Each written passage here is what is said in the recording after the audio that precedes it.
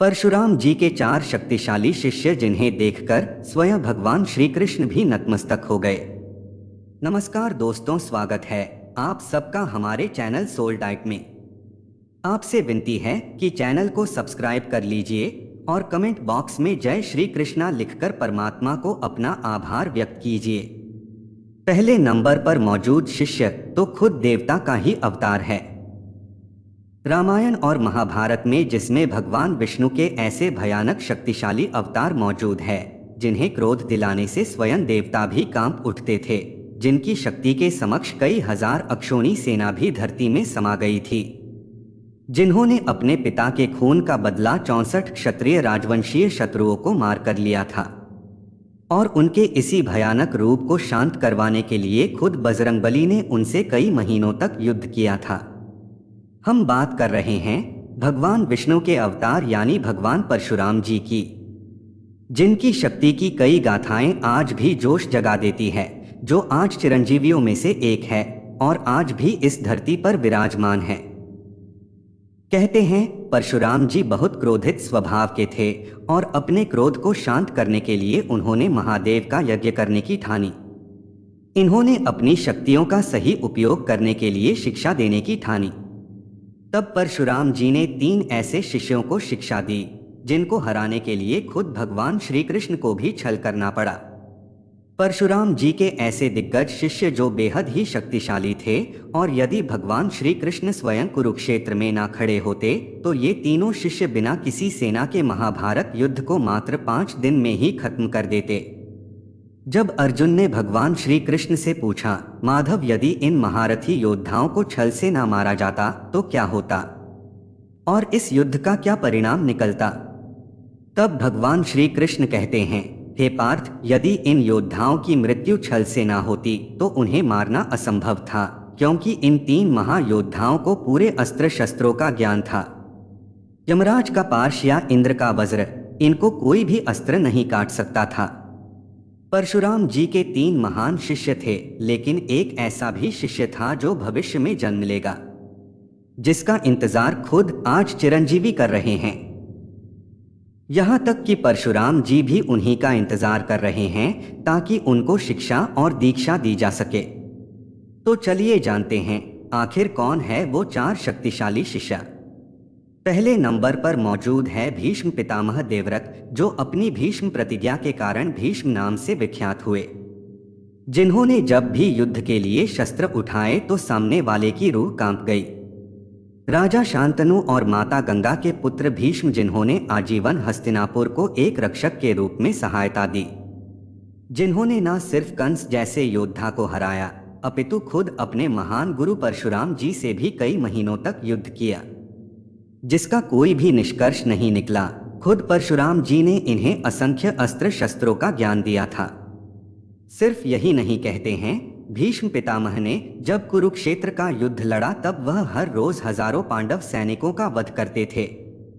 खुद भीष्म पितामह की शक्ति के बारे में अर्जुन को भगवान श्री कृष्ण बताते हैं, क्या तुम्हें ज्ञात है पार्थ, जब महामहिम भीष्म ने स्वयं सूर्य देव को ललकारा था, तब अर्जुन कहते हैं, माधव आखिर कोई कैसे सूर्य देव को ललकार सकता है, जिनसे पूरा का पूरा संसार प्रकाशमयी हो जाता है। तब भगवान श्री कृष्ण कहते हैं, वह ऐसा कर सकते थे क्योंकि महामहिम की शक्ति उनसे भी ज्यादा अधिक थी। सिर्फ यही नहीं, उन्हें इच्छा मृत्यु का भी वरदान प्राप्त था और कहते हैं कि पांडवों को उन्होंने ही अपनी मृत्यु का रहस्य बताया था, जिसके चलते ही पांडवों ने उन्हें बाणों की शैया पर लेटा दिया और इस तरह महाभारत खत्म होने के उपरांत सूर्य उत्तरायण हुआ। तब भीष्म पितामह संसार को छोड़कर चले गए। अब बात करते हैं परशुराम जी के दूसरे शिष्य की, जो बेहद ही शक्तिशाली थे। वो कोई और नहीं बल्कि खुद पांडवों व कौरवों के गुरु यानी गुरु द्रोणाचार्य थे। कहते हैं गुरु द्रोणाचार्य के पास इतनी शक्ति थी कि यदि वह पने धनुष को छोड़कर युद्ध करते तब भी वह पांडवों की आधी सेना का विध्वंस कर सकते थे, वह भी सिर्फ अपने हाथों के बलबूते पर। गुरु द्रोण भी कई सारे अस्त्र शस्त्रों के ज्ञाता थे। उनमें इतना बल था कि वो अकेले ही कई राज्यों को जीतने की क्षमता रखते थे। उन्हें भी गुरु परशुराम जी से कई सारे असंख्य अस्त्र और शस्त्रों की प्राप्ति हुई थी। द्रोणाचार्य दोनों तरफ की सेनाओं को ज्ञान देने वाले गुरु माने जाते हैं। इनके पास हर अस्त्र को चलाने का ज्ञान था। इसमें नारायणास्त्र, पशुपदास्त्र, ब्रह्मास्त्र भी शामिल है। वैसे तो युद्ध में गुरु द्रोणाचार्य को सीधे तौर पर पराजित नहीं किया जा सकता था। तब भगवान श्री कृष्ण ने भीम से कहकर एक अश्वत्थामा नामक हाथी को मरवा दिया और हर तरफ खबर फैला दी कि अश्वत्थामा मारा गया। यह सुनकर द्रोणाचार्य ने हथियार डाल दिया और तब धृष्टद्युम्न ने, जो कि स्वयं पांचाल देश के द्रुपद के पुत्र थे, उन्होंने द्रोणाचार्य का वध कर दिया। द्रोणाचार्य को छल से ही मारा गया, अन्यथा इन्हें मार पाना किसी के भी बस की बात नहीं थी। लेकिन अब बात करते हैं परशुराम जी के तीसरे शक्तिशाली शिष्य की और उनके सबसे प्रिय शिष्य की। वो कोई और नहीं बल्कि सूर्यपुत्र कर्ण, जो महारानी कुंती के पुत्र थे। भले ही उन्होंने परशुराम जी से झूठ बोलकर शिक्षा ली थी, लेकिन उन्हें परशुराम जी का सबसे प्रिय शिष्य माना जाता है। यदि वो पांडवों के पक्ष में होते तो इस युद्ध में भगवान श्री कृष्ण की कोई आवश्यकता ही नहीं थी। स्वयं अंगराज कर्ण ही लाखों अक्षोणी सेना के बराबर थे, जिन्होंने इंद्रदेव को अपने मात्र 3 बाणों से भयभीत कर दिया था। जिनके सम्मान से बड़ी उनकी दानवीरता थी, जिनसे समाज ने बालपन में ही घृणा करी। तब दुर्योधन ने उनके अस्त्रों का और उनके जीवन का सम्मान किया, जिस प्रकार कर्ण ने उनका त्याग नहीं किया और मृत्यु को हंसते हंसते स्वीकार किया।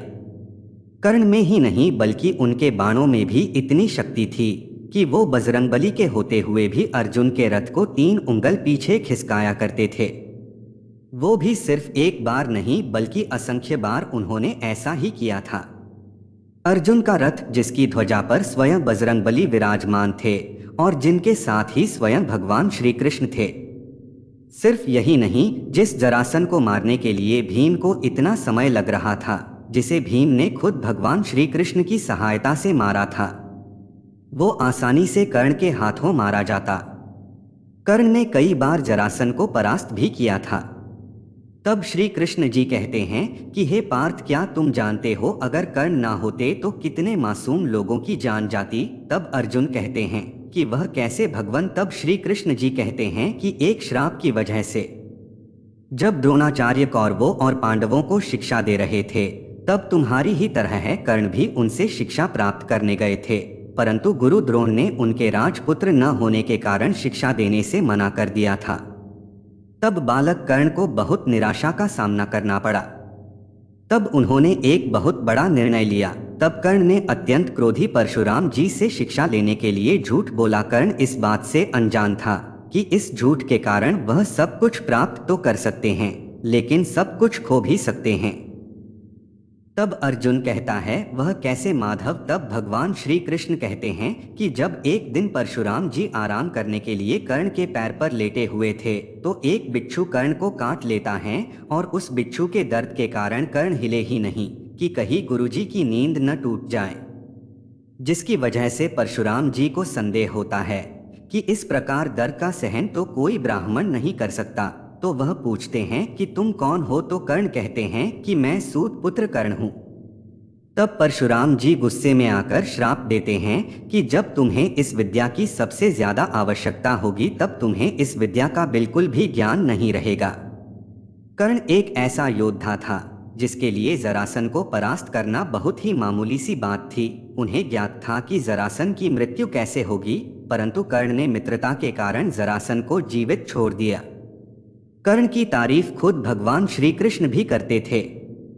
वह जानते थे कि कर्ण बेहद ही शक्तिशाली है और उन्हें केवल और केवल छल की सहायता से ही मारा जा सकता है। कर्ण बचपन से ही सूर्य देव के आशीर्वाद स्वरूप मिले कवच और कुंडल के साथ जन्मे थे, जिसे छल का सहारा लेकर खुद देवराज इंद्र ने निकलवा लिया। अगर युद्ध के समय वो कवच के साथ होते तो शायद कर्ण को हरा पाना किसी के भी बस की बात नहीं थी। लेकिन कहते हैं कि कर्ण के मृत्यु के पीछे एक श्राप था जो स्वयं उनके गुरु परशुराम जी ने उन्हें दिया था। जब उन्हें पता चला कर्ण ने झूठ बोलकर शिक्षा ग्रहण की है, तब उन्हें विद्या भूलने का श्राप खुद परशुराम जी ने दिया। परंतु क्या तुम जानते हो पार्थ, एक और श्राप जो कर्ण के ऊपर पड़ने वाला था। तब अर्जुन कहते हैं, कैसा श्राप माधव। तब कृष्ण कहते हैं, जब कर्ण अपने राज्य में गश्त लगा रहे थे, तभी कर्ण से घृणा करने वाले इंद्रदेव ने एक दैत्य को ऋषि मुनि की गाय चुराने को कहा। जब वह दैत्य उनके बछड़े को चुराने के लिए भागता है, तब ऋषि अपने बछड़े को वहां न देखकर रोने लगते हैं। यह देखकर कर्ण उनके पास जाते हैं और वह देखते हैं एक दैत्य उनके बछड़े के पीछे भाग रहा होता है। तब कर्ण अपना धनुष लेकर उसके पीछे पीछे भागते हैं, जैसे वह बछड़े को मारने वाला होता है। तभी कर्ण अपना बाण छोड़ते हैं। कर्ण के बाण छोड़ते ही वह अदृश्य हो जाता है। आथ वह बाण जाकर उस बछड़े को लग जाता है और तभी वह ऋषि मुनि वह सब देख लेते हैं। जिस तरह मेरा बछड़ा मरा, इसी प्रकार तुम्हारी भी मृत्यु आए। यह बात परशुराम को पता चलती है तो वह क्रोध में कर्ण के पास आते हैं और कहते हैं, मैं पूरी सृष्टि को मनुष्य विहीन कर दूंगा। किसने मेरे शिष्य को इतना भयानक श्राप दिया।